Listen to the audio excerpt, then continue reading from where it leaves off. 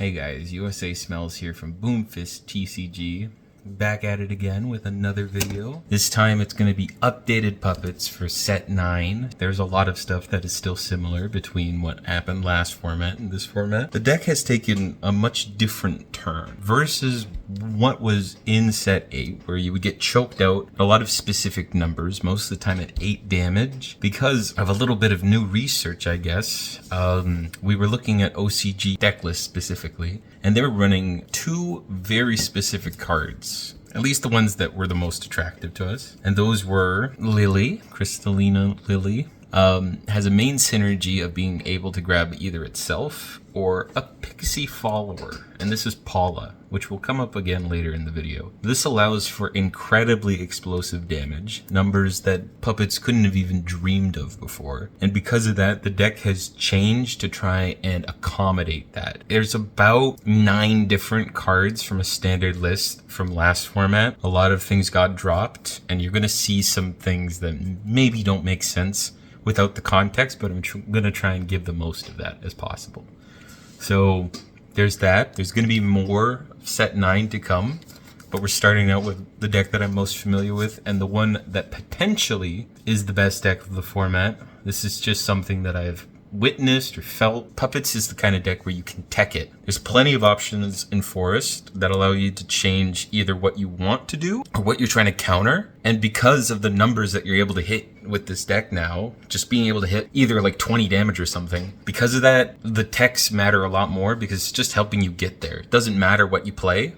A lot of what I still have in my deck is comfort, but it could very much change. So with that, we're going to get into the card choices, and eventually I'm going to demonstrate that 20 damage combo. Very similar stuff, not a whole lot has changed here. So we still play 3 Nature's Guidance, still as amazing as it was for the card draw and being able to cycle things out. We play the 3 Sukuna. This is still going to do your burst damage, but honestly what I've been finding is I've been using the cheap Evo for it early just to get them to the number that you want to hit, because the late game that you have is just so monstrously explosive. Junk is still as broken as it was, being able to create the 2 puppets.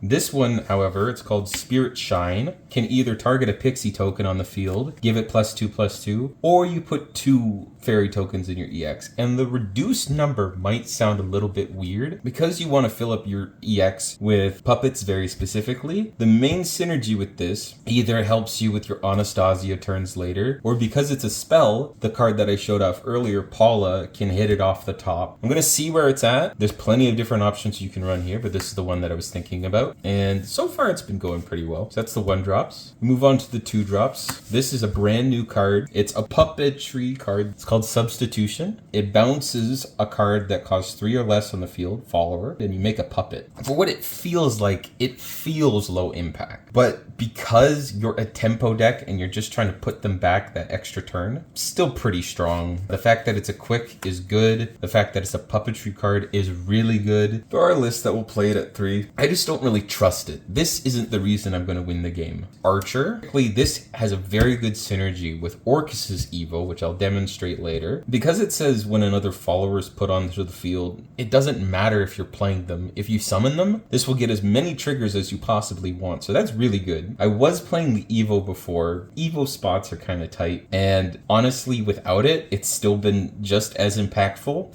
Flower Doll wasn't initially in my list. I just trust it. When I was testing the few games that I did without it in the deck, the puppet generation, even though that it's basically like chump change, it's still something. And with the amount of Zvi's that you're playing in the deck, you just need the puppets. And being able to recycle stuff is strong, so I think this is a comfort choice that I don't know if I can convince myself to take out of the deck. This is the namesake of this build. Paula is easily the most impactful card that has been put into this list from the new set. This card is ridiculous. It's degenerate. I think I had to ask 3 different people the ruling on how moving something to the EX zone works. And as far as I know, cards can't exist tapped in the EX zone. So the main synergy this card has with is Victoria, or any of the puppetry tokens really, Victoria or Lloyd, and how it interacts with Noah. So when you Evo her, that's when things get absolutely ridiculous, because she's a flip Evo, as this deck has become accustomed to. But the front side is okay. Basically it says, look at the top 5 cards and grab a spell, which is why I'm playing that 1-drop spell that I mentioned earlier, the Spirit Shine. That's okay. So it says you can target 2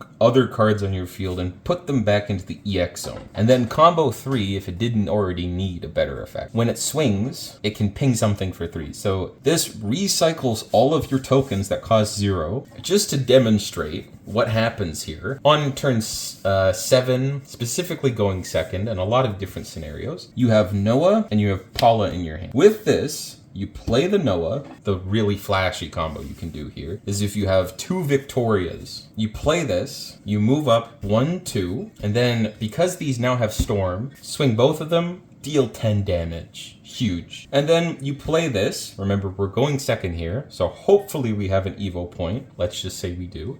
You play this for 2, it Evos for 1, and then we're going to Evo into the fire version of Paula. And she's going to put these 2 back into the EX untapped. And guess what you get to do after that? You play them again, you draw 2 more blank cards, ridiculous, and then you hit them for 10 again. If you're counting, that's 20 damage in 1 turn. This is on turn 7. This is a number that is just frankly unheard of in this game. I started the turn potentially with 0 cards on the board. This is something that they have to expect. Puppets, a lot of the times you can just stare at the EX and see what's trying to happen. This is like if Kuon high rolled you all of a sudden. But I don't need to high roll you. I just need to play the game. Way less than Kuon. And this is why I think the deck has real footing in the format, because previously puppets would just get stuck at 8 damage sometimes and you'd lose the game because of that. But now you just get to break whatever numbers you want. The different combinations and different varieties you have here is either 2 Victorias equals 20 damage, a Victoria and a Lloyd token equals 16 damage, and any other puppets that you're able to fit in perhaps on turn 8 or even later can push it over the top even more. Crystalia Lily, something that I showed off earlier in the deck profile, is able to hit either itself or Paula, which we've already established is really strong. Unconditionally, select an enemy follower and put it on the bottom of the deck. If you're able to put either a Riley or an Alchemist on the bottom of the deck, like, it's probably game over. You know, maybe they high rolled you, maybe they have 2, but getting rid of one of those is huge. Especially if you can do it early, it sets them up in a very weird spot. Their Ceridwen stops being as impactful. Outside of that, it just has the synergy with Paula. Then of course you play the 3 Liams. If you're familiar with puppets, you don't need an explanation here, but because the deck is more centered around Noah right now, Liam's secondary effect comes up a lot more. You have more puppetry cards in your deck. There was one game I dug 11 cards deep, and then on my next turn I just drew Noah for turn and just he was dead. On to the 3-cost cards. We have 3 Zwei. I don't really like this card, but because of what I mentioned earlier with the Victoria tokens, you just need to, because you will just kill them in ways that you can only dream of in this deck. It's so strong. You don't even really care about the Evo. If they don't clear it, they will get hit for that 4 damage, and you're getting them in range of just killing them at certain points, and it's awesome. Then we play the 3 Orcus, of course. As I mentioned earlier, this has synergy with Archers, so that makes it double strong in the deck. The Lloyds are even more important because it helps you deal upwards of 16 damage. Honestly, I've been finding that the later effect of her, being able to spawn the 4 tokens and deal usually 8 damage. Now I've been doing even later, which just means it does more damage. I've been able to do most oftentimes 12 damage in a turn. 3 Heartless Battle is easily still one of the best cards. It will brick sometimes, but because, again, of how centered this deck is around Noah, you just can't say no to it. You will have to do it in certain spots that feel a little bit gross to you, but trust me, it pays off. We play the 3 Noahs, but this allows you to deal 20 damage, so of course it's in the deck. Perhaps this is just a feeling fitting other cards in the deck, but 2 Anastasias it's not as impactful as it was. It's still really good. It's still really broken. I think it's consistent enough where I will see these options, and any of these is still good. I think it's a tough call, really. You could easily say, I want 3 of this. In the previous format, when I was playing Michelle, 5 was the number that I wanted, and I'm just seeing if that's the case now. Maybe I change it later, but it could really be anything. So that's it with the main deck, Evo deck. I play one of the Lily Evos. The one Flower Doll Evo, again, this is a personal choice thing. I love this card. It's so good. It's won me a lot of games just recycling stuff that's really important. The 2 Sukunas, it's still really good, but again, you're getting less combo 5s and more of either just the 2/2 Storm or maybe you get a 3/3 in, and it's just chipping them down so you can make sure that your Noah turn will just kill them. Or if that doesn't kill them, then you can follow it up with the Orcus that can deal, again, upwards of 12 damage. If you play 2 of the Orcus Evos, I think the better players will be able to conserve their resources, or it won't be the reason you should have won the game. Zwei, the 1 Evo, but keeping your Victoria alive is still really strong. Play 1 of the Noah Evo. Again, you don't need to win you don't need to Evo this to win the game. And oftentimes this format, that's not the reason you're winning the game. You're just playing it by itself, and the Paula combo will just do some stupid number to the opponent. And then we play the 2 Paula Evos.